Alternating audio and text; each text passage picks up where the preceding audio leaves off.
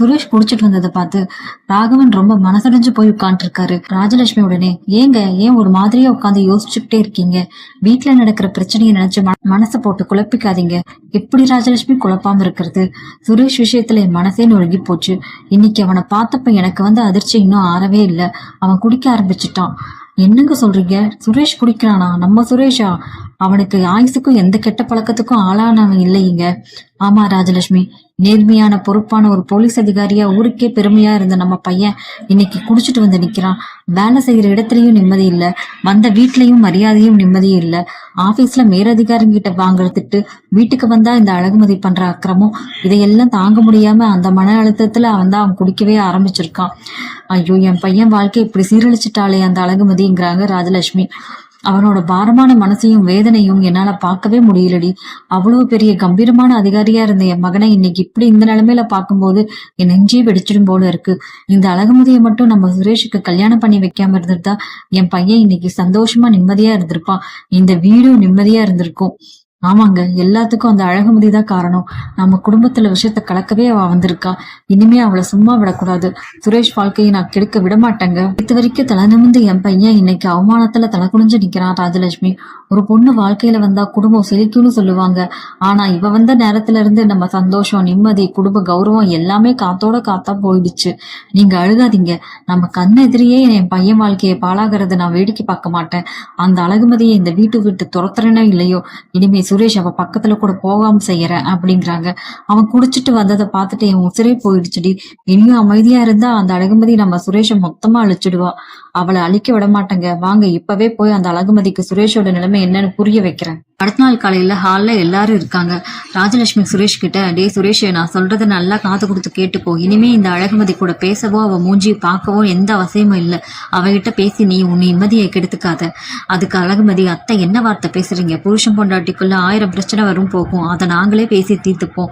நீங்க ஏன் பஞ்சாயத்து பண்ணிட்டு இருக்கீங்க? அதை விட்டுட்டு இப்படி நடுவுல புகுந்து பிரிச்சு வைக்கிறது எந்த ஒரு நியாயமா? நீ நியாயத்தை பத்தி பேசுறிய அழகுமதி? இந்த வீட்டு மருமகளை அழுது எடுத்து வச்ச நாள்ல இருந்து இங்க இருக்கிற பெரியவங்களுக்கு ஒரு சொட்டு மரியாதையாவது கொடுத்திருப்பிய நீ? உன்னை பெத்தவங்களும் உனக்கு தாளம் போட்டுக்கிட்டு போயிட்டு இருக்காங்க. நாங்களும் சும்மா கையை கட்டிட்டு வேடிக்கை பார்ப்போம்னு கனவு காணாத. சுரேஷ் நடுவுல அம்மா தயவு செஞ்சு கொஞ்சம் அமைதியா இருங்கம்மா. நாங்களே 2 பேர் பேசி ஏதோ ஒரு முடிவுக்கு வரோம். தேவையில்லாம பெரிய பெரிய வார்த்தை எல்லாம் பேசாதீங்கம்மா. நீ வாய மூடுறா சுரேஷ். உனக்கு இன்னும் இவளோட உண்மையான முகம் புரியல. இவ இப்ப என்ன செய்வா? எந்த நேரத்துல எதை வச்சு குடும்பத்துல பிரச்சனை வெடிக்க வைப்பான்னு யாருக்குமே தெரியாது. இவளை நம்பி உன்னை அவ ரூமுக்கு அனுப்ப எனக்கு கொஞ்சம் கூட விருப்பம் இல்லை. இனிமே அந்த ரூம் பக்கம் போகவே கூடாதுங்கிறாங்க. அழகுமதி, அதுக்கு அத்தை, உங்க பையன் சுரேஷ் தான் தேவையில்லாம வார்த்தை விட்டு பிரச்சனையை ஆரம்பிச்சாரு. அந்த கோபத்துல நான் அதுக்கு சரியான பதிலடி கொடுத்தேன், அவ்வளவுதான். இதுல நான் என்ன பெரிய குற்றம் பண்ணிட்டேன்னு நீங்க இவ்வளவு தூரம் கொந்தளிச்சு ஆர்ப்பாட்டம் பண்றீங்க? என்ன குற்றம் பண்ணியா நீ? இந்த குடும்பத்தோட நிம்மதியும் பொழைச்சு போச்சு, போதாதா? சுரேஷ், இங்க பாருடா, என்னைக்கு இவ தான் பண்ணது தப்புன்னு உணர்ந்து உங்ககிட்டயே இந்த குடும்பத்துக்கிட்டே தனகுனிஞ்சு மனசார மன்னிப்பு கேட்கிறாளோ அன்னைக்குதான் நீ இவ கூட பேசணும். அது வரைக்கும் நீ அவ மூஞ்சிலேயே முழிக்க கூடாது, புரியுதா? மன்னிப்பா? செய்யாத தப்புக்கு நான் யார்கிட்டயும் மன்னிப்பு கேட்க போறது இல்ல அத்தை. கேட்க வேண்டாம். வீம்பு உனக்கு இருந்தா என் பையனோட நிம்மதிதான் எனக்கு முக்கியம். அவன் குடிக்கவே ஆரம்பிச்சுட்டான். எல்லாம் உன்னாலதான். அவனுக்கு எந்த கெட்ட பழக்கமும் இல்லாம இருந்தான். உன்னாலதான் அவன் குடிக்கவே ஆரம்பிச்சிருக்கான். அழகுமதி, சுரேஷ், நீ இனிமே எங்களோட ரூம்ல தான் தங்க போற. உன் ரூமுக்கு நீ போக கூடாது. ஒரு பொறுப்பான மருமகளா நடந்துக்க தெரியாது. இவளை நம்பி உன்னை அனுப்பி வைக்க முடியாது. வாடா என் கூடன்ட்டு ராஜலட்சுமி சுரேஷோட கைய புடிச்சிட்டு எடுத்துட்டு போறாங்க. மேலா பார்த்த மலரும் பாகியராஜும் அழகுமதிக்கு ஆதரவா பேச வர்றாங்க. அதுக்கு ராஜலட்சுமி மலர்கிட்ட, என்ன மலரு, நான் பாத்துக்கிட்டே இருக்கேன். எப்ப பார்த்தாலும் இந்த அழகுமதிக்கு சப்போர்ட் பண்ணிட்டு இருக்க. இவ பண்ற அக்கிரமத்துக்கெல்லாம் நீதான் சப்போர்ட் பண்ணி பேசுற. உனக்கு கொஞ்சம் கூட அறிவில்லையாங்கிறாங்க. அத்தை, இந்த வீட்டுல நான் யார்கிட்ட பேசணும், யாருக்கு சப்போர்ட் பண்ணணும் நீங்க முடிவு பண்ணாதீங்க. அழகுமதி பண்ணதுல என்ன தப்பு இருக்குன்னு இவ்வளவு தூரம் கொந்தளிக்கிறீங்க? அவளும் இந்த வீட்டு மருமக தானே. பகவனதுக்கு மலரு, மாமியார்கிட்ட எப்படி பேசணும்னு விவசாயம் இல்லாம போச்சா? அழகுமதியால சுரேஷ் வாழ்க்கை எவ்வளவு பாலா இருக்குன்னு தெரிஞ்சோ அவளுக்கு முட்டு கொடுக்குறியா நீ? பாகியராஜ் அப்பா நிறுத்துங்கப்பா. எப்ப பார்த்தாலும் எல்லாரும் அழகுமதி மேலேயே பழி போட்டு பேசுறது நிறுத்துங்க. இங்க மலர் சொல்றதுல என்ன தப்பு இருக்கு? சுரேஷ் அவனோட பொண்டாட்டிய புரிஞ்சுக்காம நடந்துக்கிறப்ப அவளுக்கு ஆதரவா பேசுறதுல என்ன தப்பு? லட்சுமி, அதுக்கு பாகியராஜ், நீயுமாடா இவங்களுக்கு சப்போர்ட் பண்ற? உனக்கு என்னடா ஆச்சு? உன்னை பெத்தவங்களை விட இவங்க சொல்றதுதான் உனக்கு பெருசா போச்சா? பெத்தவங்க மேல மதிப்பு இருக்குமா? அதுக்காக நீங்க பண்ற அநியாயத்தை எல்லாம் கண்ணை மூடிக்கிட்டு வேடிக்கை பார்க்க முடியாது. சுரேஷ் எந்த நேரமும் கோபப்பட்டு பிரச்சனையை ஆரம்பிப்பான். அதுக்கு அழகுமதி ஏதாச்சும் பதில் சொன்னா உடனே அவளை குற்றவாளி ஆக்கிடுவீங்களா? சுரேஷ் முதல்ல அவனோட பொண்டாட்டியை புரிஞ்சுக்க முயற்சி பண்ணணுமா? மலர் அதுக்கு, ஆமா அத்தை, அழகுமதியோட தேவைகளையும் அவளோட மன வேதனையும் புரிஞ்சுக்கிட்டு நடந்துகிட்டா இங்க எந்த பிரச்சனையும் வராது. நீங்க 2 பேரும் சுரேஷுக்கு மட்டுமே சப்போர்ட் பண்ணி அழகுமதியை ஒதுக்கி வைக்கிறீங்க. ராகவன் அதுக்கு, பாகிராஜ், மலர் 2 பேரும் வர வர வரம்பு மீறி பேசிட்டு இருக்கீங்க. குடும்பத்துல பெரியங்களோட பேச்ச மீறி இந்த அழகுமதி பேச்சை கேட்டுட்டு ஆட ஆரம்பிச்சிட்டீங்க. இவன் இந்த குடும்பத்தையே 2ஆ பிரிக்க போறாடா.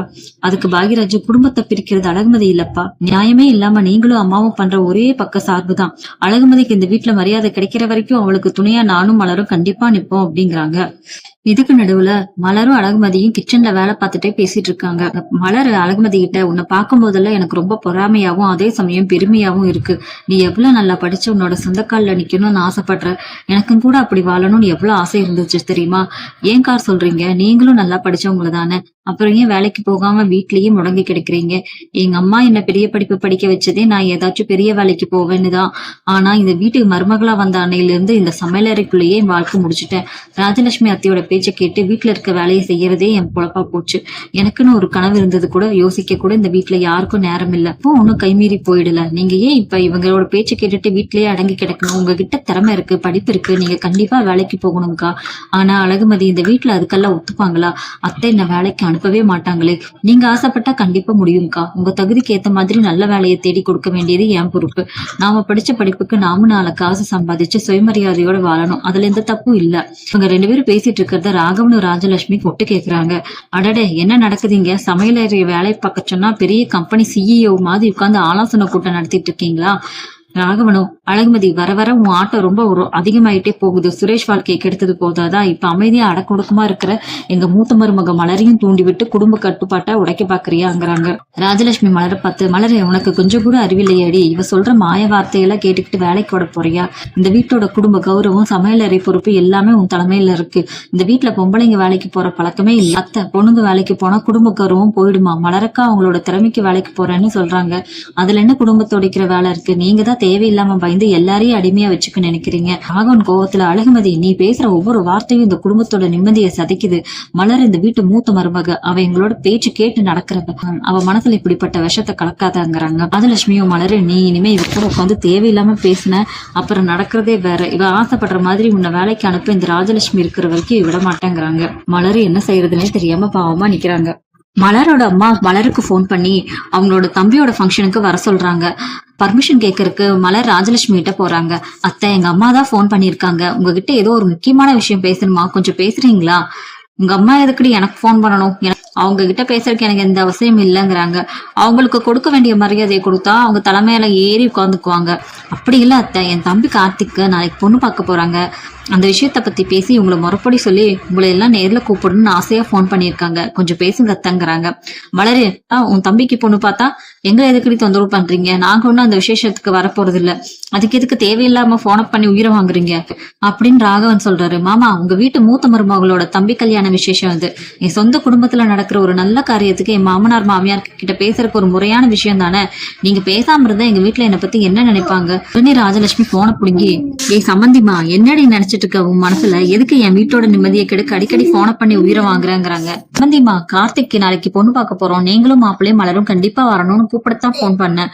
பொண்ணு பார்க்க போறீங்களா? அதுக்கு எதுக்கு நாங்க வந்துடுறோம்? உனக்கு உன் பொண்ணை எப்படி வளர்க்கணும்னு தெரியல, இதுல உன் பையனுக்கு பொண்ணு ஒரு கேடா? நல்லா காது கொடுத்து கேட்டுக்கோ. என் வீட்டு மூத்த மருமக மலரு நாளைக்கு எந்த விசேஷத்துக்கு வரமாட்டா.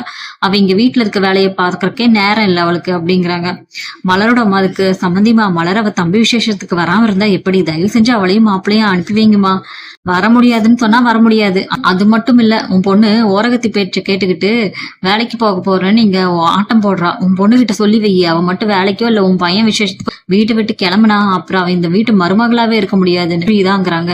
இப்படி கேவலமா மலரோட அம்மா கிட்ட ராஜலட்சுமி பேசினது மலர்னால தாங்கிக்கவே முடியல. அத்தை, என்ன வார்த்தை பேசுறீங்க? எங்க அம்மாட்ட எவ்வளவு கேவலமா பேசுறீங்க? அவங்க எவ்வளவு ஆசையா கூப்பிட்டாங்க, அவங்களை இப்படி அவமானப்படுத்திட்டீங்களே அத்தை. ஆமாண்டி, அப்படித்தான் பண்ணுவேன். இப்படி பேசினாதான் உனக்கும் உங்க அம்மாவுக்கும் புத்தி வரும். ஓர போய் துள்ளாத, போய் வேலையை பாருங்கிறாங்க. மனசே உடஞ்சு போச்சு மலருக்கு. இனிமே இந்த வீட்டுல நான் வேலையே செய்ய மாட்டேங்கிற முடிவுல ஸ்டவ் எல்லாம் ஆஃப் பண்ணிட்டு சமையல பாதியில விட்டுட்டு போயிடுறாங்க.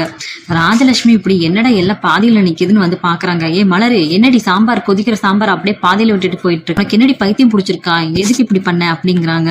ஆமா, எனக்கு பைத்தியம் தான் பிடிச்சிருக்கு. இத்தனை நாளா அமைதியா பொறுமையா நீங்க சொன்ன பேச்செல்லாம் கேட்டுக்கிட்டு ஆடு மாதிரி உழைச்சன்ல, அந்த பைத்தியம் தான் எனக்கு பிடிச்சிருக்கு. அழகுமதி சுரேஷ பலார்னு அரைஞ்சா பாருங்க.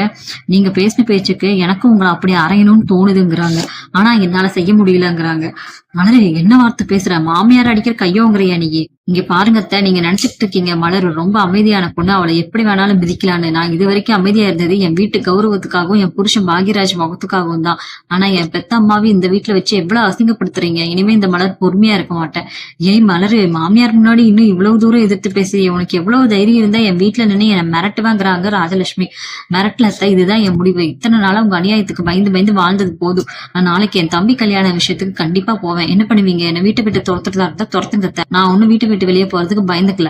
மாதிரி நானும் வேலைக்கு போவேன். என் தம்பிக்கு கல்யாணமும் நடத்தி வைப்பேங்கிறாங்க.